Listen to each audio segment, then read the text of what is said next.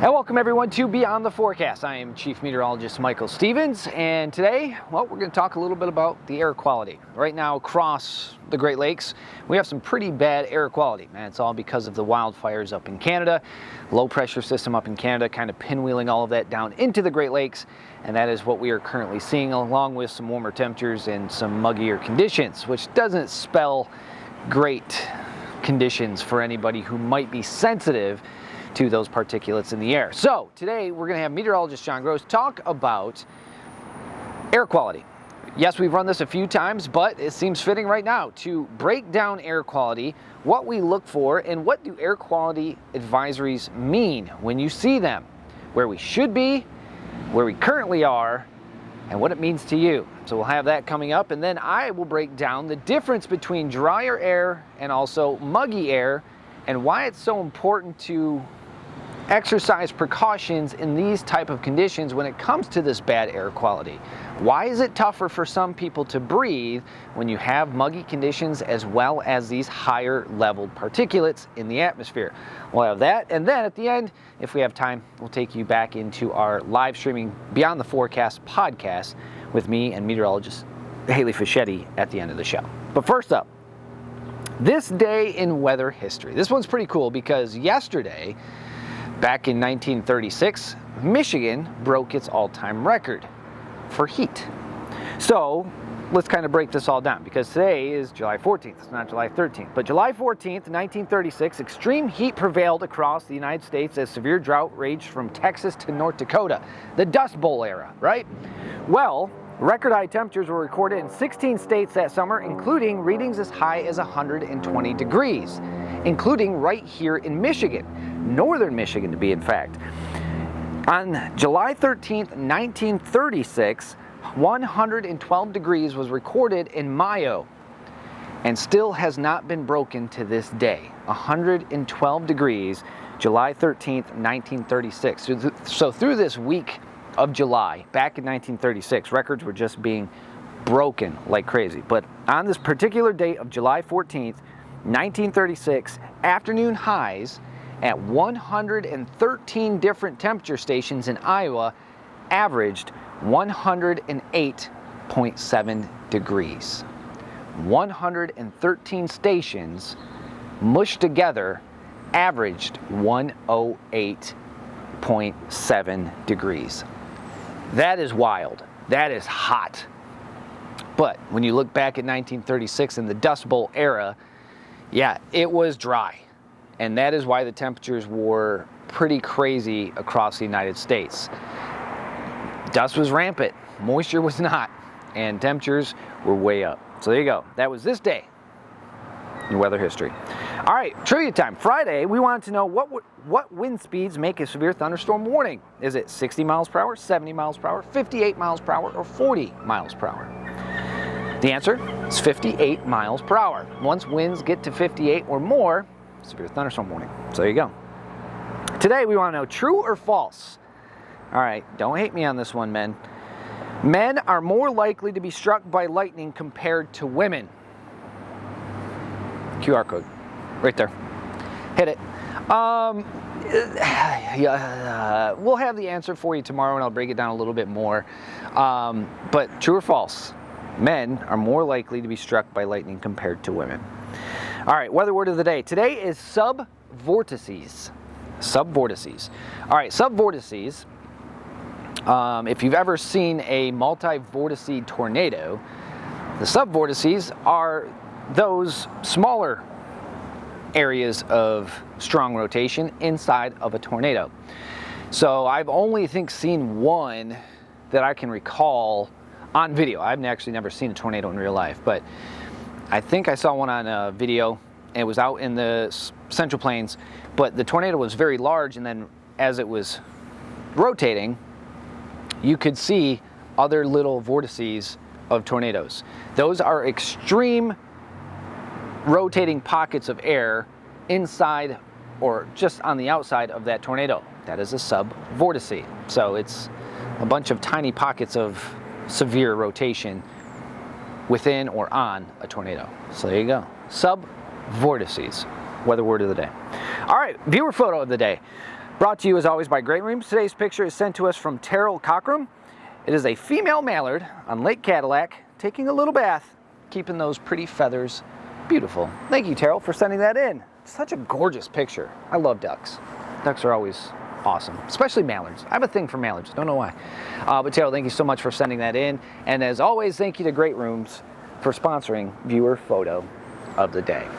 All right, let's send it over to meteorologist John Gross, who's going to talk to us about air quality. Because here in northern Michigan, every county, actually Michigan in general, is under a air quality advisory. Why?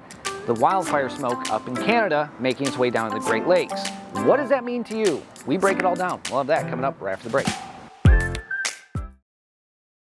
Hey there, everybody. Meteorologist John Gross, and today we are going to be talking about what exactly is air quality and what exactly does the air quality index mean to you and myself as far as how clean versus how, well, not clean the air is, and what exactly are we breathing in when we're talking about air quality alert days and when we're talking about the air quality index, otherwise known as AQI, getting above a certain threshold. So I want to go ahead and start with a photo. This was taken from the New York Times in New York City a few years back. As you can see, you're talking about very poor air quality here with those oranges and yellow looks to the sky within the air.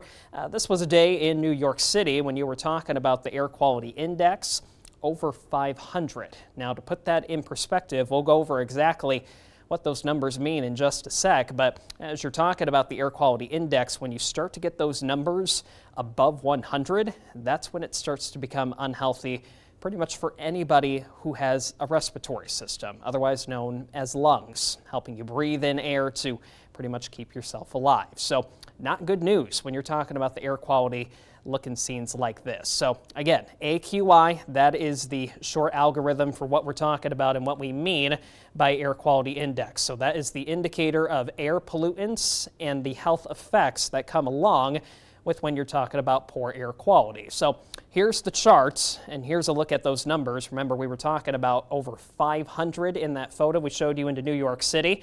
When you start to get those numbers above 300, that's at the highest category you can get, pretty much just meaning you're talking about very hazardous conditions. Now, when you have the numbers anywhere from 100 or less, that's what we call acceptable. And usually within a normal day, you're talking about those numbers anywhere from 50 to near 100. But once you start to get the numbers above 100, that's when it starts to become unhealthy, especially right there, 100, 150, even towards 200. That's when we have to start talking about sensitive groups, pretty much meaning if you have asthma, if you have respiratory issues, or at least pre-existing respiratory issues, not a good idea to be venturing outside or just taking a walk or a run. It's a better idea to make sure you're protecting yourself and staying indoors where you can control how the air is being circulated within wherever you might be living. Now, here's a look at the 5 main pollutants that we do talk about when the air quality can become very, very bad, depending on where exactly you're located. And those 5 include ground level ozone.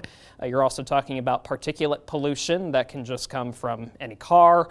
You're also talking about carbon monoxide, sulfur dioxide, and nitrogen dioxide. Again, those are the 5 main pollutants that we look at, or at least environmentalists look at, to determine how clean the air actually is. So things that can happen when you're talking about air quality not looking the best, otherwise known as an air quality alert day. We can talk about air quality alerts being issued even by the National Weather Service. So here's a look at some of the side effects that you probably can obtain or at least suffer from if you are experiencing a poor air quality day and you happen to be outside for a longer period of time. You can even talk about headaches. You can talk about irritated eyes, sinus congestion. You can also talk about fatigue, difficulty breathing, just a lot of those particulates in the atmosphere. You also could talk about chest pains, asthma attacks, especially if you have pre-existing asthma or respiratory issues, irritations within your throat, or even increased coughing.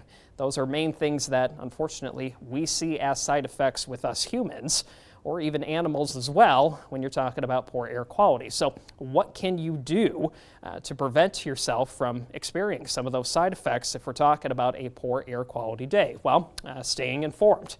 with the Environmental Protection Agency, otherwise known as the EPA, the National Weather Service, or people like myself, letting you know if we have air quality alerts in play for a certain day or a time frame, trying to just limit the amount of time that you are spending outdoors. Again, keeping yourself within an environment where you can control how the air is being circulated. If you have a dehumidifier, if you're talking about closing the windows, making sure that you're keeping a lot of that outside air from getting inside. Another good tip is if you have to travel anywhere, there usually is a button now on many vehicles that allows you to keep the air circulating within the cabin versus bringing outside air into your vehicle. So that's another way to keep the outside air from intruding wherever you might be. Minimizing gas-powered equipment and vehicles to make sure that you're not contributing to the poor air quality that is already existing, as well as just trying not to burn anything, causing any smoke to be released into the atmosphere that can make the air quality just that much worse, and making sure that you're able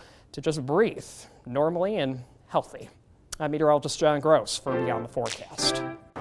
Thanks, John. Now coming up next, I'm going to break down the difference between muggy air and dry air, and why is it harder for you to breathe when there's more moisture and more particulates in the air. We'll have those details coming up right after the break. And welcome everyone back to Beyond the Forecast. I am Chief Meteorologist Michael Stevens. Now, I want to break down the difference between dry air and muggy air. Right, muggy air, there's more moisture, makes it feel warmer, but it is also tougher for some to breathe. Dry air, a little bit easier because obviously there's not much moisture, but that's the whole point of what I'm telling you. Now, mix in the air quality where you have more particulates like wildfire smoke, and it could be even tougher. So you kind of get a double whammy. So for those that might have asthma or trouble, or sensitivity, I should say, to these type of conditions, today is not your day. Today is the day you don't want to be out running miles or mowing the lawn or doing strenuous activity. And we'll show you this in a kind of a form. This is a paper towel that has moisture in it, right? You can see the drips of water. This is a dry paper towel. So clearly, one is a little bit heavier. Yeah, the one with moisture. So like if I were to drop these right now, yeah, the one with moisture clearly wins because it's heavier. Moisture in the air is dense. That is why it's very hard to breathe for some people. If you have asthma or if you have sensitivity, COPD, moisture is harder for you to take in because it's more dense. If you have drier air, easier, it's lighter.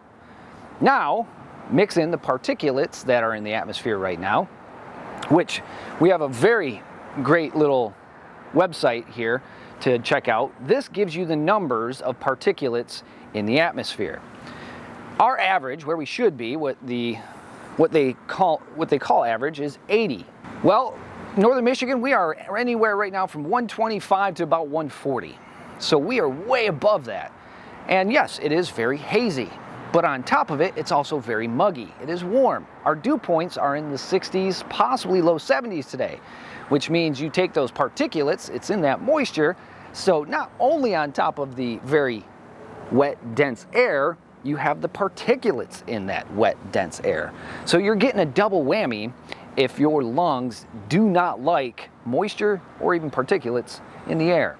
That's why even normal people, or I should say, people who don't have issues with breathing or their lungs might even notice a little bit of a difference today because of the mugginess and those particulates. So that's kind of how and why we are watching this very closely. A lot of people might say, well, why do we have this advisory? Why does everybody have this advisory? It doesn't seem that bad out. Do yourself a favor and find a spot where you can see quite a ways. Or also, if you can't do that, check out the sunset tonight. We will have clear skies, so the sunset will be going on this evening. And once you start seeing the fabulous oranges and reds and pinks, you'll see all of the particulate that's in the atmosphere. Once you have something playing with the bending of light through the atmosphere, such as the wildfire smoke and particulates, you get some amazing colors. That will show you just how much is in the atmosphere. Now, good news is this will be clearing out. Bad news is it is going to continue to be rather warm and muggy as we work our way through Tuesday and also into Wednesday. But good news is at least we should get the particulate, the wildfire smoke, out of our region as we head through the next few days. But that's kind of a nice little way of showing you the difference between dry air and wet air, moisture in the air. One, very dense, the other, very light. One, very hard to breathe, while the other, very easy to breathe.